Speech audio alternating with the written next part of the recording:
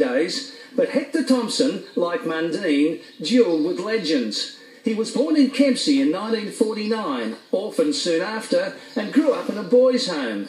Hector had his first pro fight at 21, was trained in Newcastle by Ron Short, and was turned into a star by Reg Layton. Hector eventually moved to Brisbane, where he was managed by bookmakers Brian Ogilvie and Doug James. He would become a fearsome prospect at Brisbane's Festival Hall in the 70s. Thompson won the Australian and Commonwealth light welterweight crowns and staged two memorable slugfests with wily Kiwi Manny Santos in Brisbane. His managers then teed up a fight in Panama City against the mighty Roberto Duran, the living legend who became the world champion at 4 different weights. Hector made a career out of breaking ribs, and he busted a couple of Durans here in what has been described as one of Roberto's toughest encounters. The bout was stopped in the 8th, and Hector still reckons he was robbed. It would have been mine for sure. I would have stopped him in the next round. Duran was a wild man, but Hector was never overawed. I was there for one thing, and that was for the world lightweight title of the world, and to come back with it to Australia. 2 years after fighting Duran, Hector was back in Panama fighting this bloke, the Colombian Antonio Cervantes, tall, fast and awkward, and a junior welterweight world champion for nearly 10 years. Again, Thompson was going well until the 7th round when his eye was cut and the fight was stopped. Well, Cervantes was sort of a spoiler. He had a bit of reach and everything. It wasn't a hard punch or anything. And that was the only advantage he had over me, was his reach. The golden boy of Australian boxing, Hector Thompson. Hector didn't win a world title, but he beat some of the best fighters of his era, and, like Mundine, peaked at a time of exceptional world champions. Hector will also be remembered tragically for the deaths of 2 opponents, Rocco Spagna in 1970 and Chuck Wilburn in 1979.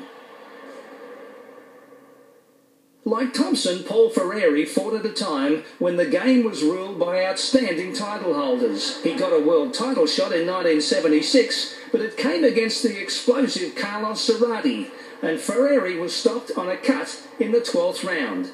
Paul Ferreri wasn't going to be knocked out by Carlos Cerrati. Paul put up a tremendous performance over there in LA.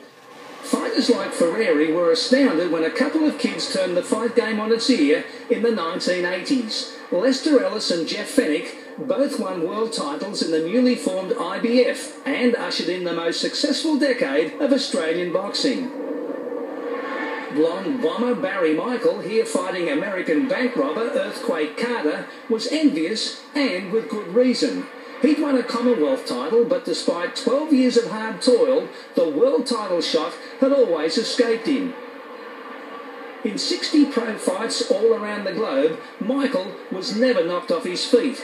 He scored a 10-round decision over Carter at the Dallas Brooks Hall in Melbourne, but he still has the scars.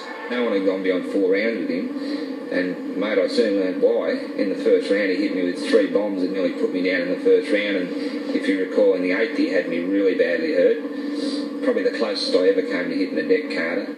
Melbourne never got to see Rose fight Famechon, but 15 years later, Michael fought his archenemy Frank Ropus at Melbourne Town Hall in a grudge battle that was almost as big. Famechon was the referee. Frank Flannery's old mate, Hank Stanley, put the grudge battle together. Likeable outside the ring, Barry Michael was a monster inside it. And apart from a controversial loss to Jeff Malcolm, Ropus had been unbeaten in 8 years. Promoter Hank Stanley. Yes, there was plenty of bitterness and plenty of betting on the fight too, a lot of betting on the fight. As fire raged around Melbourne on Ash Wednesday 1983, Ropus was overcome by dehydration, the stifling heat, and Michael's blazing determination. Every time I hit him, I said, "That hurt your friend, didn't it?" You know, and I just wound him up so badly, and he got to the stage where I think he was doing frothing at the mouth. As I was talking, he'd be going.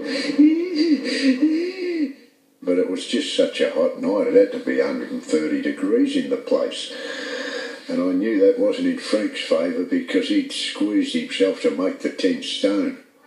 In round 10, ropers fell apart. Colourful ring announcer Howard Lee remembers the intense drama.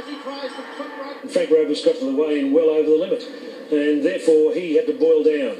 And late in the fight, gulping water and all those things took its toll, and Frank Roper's ran out of gas. With the victory over ropers behind him, Michael set his sights on Lester Ellis, a 19-year-old whose life mirrored that of a Hollywood hero. The first Rocky movie came out, I just went to see it, not because of Rocky, just Rocky, went to go and see it. I came out of there, I made up my mind there and then, I was 12 years of age, I was going to be a boxer. Ellis had burst from the amateur ranks to become a smash hit at the Melbourne fight clubs. He grabbed a fight with a South Korean slugger who held the IBF junior lightweight title and had the ominous name of Juan Kill You. No one gave the Aussie a chance. Juan Kill You was a rugged southpaw whose best weapon was the swinging headbutt.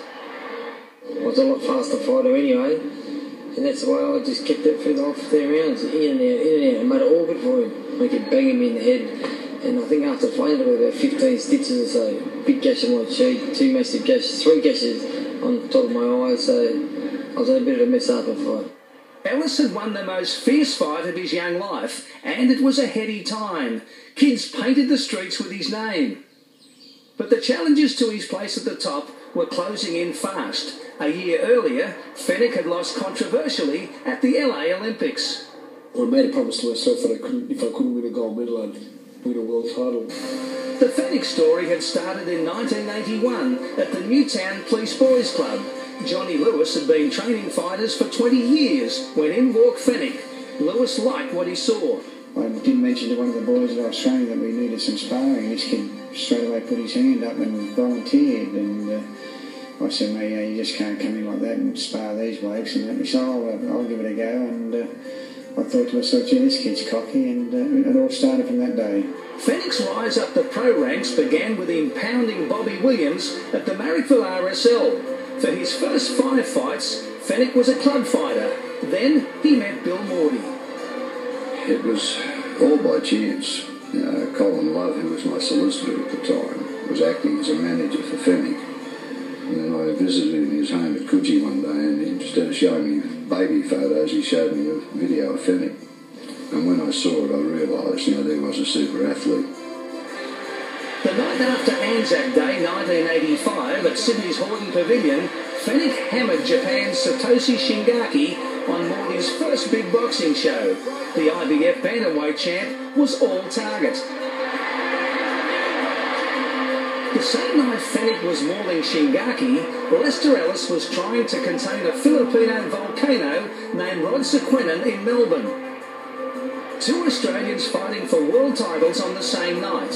Australian boxing had never produced such success, but Ellis was more interested in self-preservation than history. I've been boxing 19 years, about 115 fights up to date, amateur and pro, and that was the only fight I think I was in bed for about a good 5 days after, and I was well enjoying it. He was a great fighter. The future looked brilliant for Australia's boxing boy wonders, but they took different paths. Lester was the first of the modern era, really, to win a world championship. He got his before Fenech. You can teach someone how to kick off football, you can teach someone how to play cricket, you can teach someone how to throw a punch, but you can't teach a young man how to handle success. Bill Morty knew the game well and kept Fenech away from danger men for a while. To boost his confidence, Fenech got a rematch with Shingaki. While Fenech was learning the ropes under Morty's care, Ellis was thrown to the wolves, or, at least to an old fox, Barry Michael. Michael squeezed himself below the 59-kilo junior lightweight limit for the first time in a decade. Once the bell rang, he was on Lester's chest and in his ear. Even when I heard him, he kept talking to me. He spoke for the whole 15 rounds. I think in the 3rd round I taken him a nice left uppercut right hand, and I heard him, he said to me, my mother punches harder than you, because don't waste too much energy. These 12 rounds to go, yeah? Despite breaking Michael's nose, Ellis couldn't break the old man's spirit. When the decision was announced, it was no surprise. IBF World Junior Lightweight Champion. The only surprise for Lester was the reaction of his mates. I had many friends that I've had for 10 years that I respected that wouldn't even give me a phone call. I wouldn't even say to me, oh geez, bad luck, but you tried your best. And I thought, what's going on here? 61 kilograms for Lester Ellis. Lester was never the same fighter again, even though he remained a dangerous puncher for the next 10 years. Barry Michael held on to his world title until America's Rocky Lockridge ended his career in London in 1987. Michael had waited 12 long years to become world champion, yet despite the battle scars, he's a survivor. I'm substantially deaf on the left side, deaf on the right side, but not as bad as the left. I've had plastic surgery over both eyes. I've had probably 300 stitches, I think, over my eyes. My nose was broken by Lester, then in the nightclub, then by Lockridge, and once by the physician to fix it, so I had that busted 4 times. Broken left hand, but come out of it pretty well otherwise.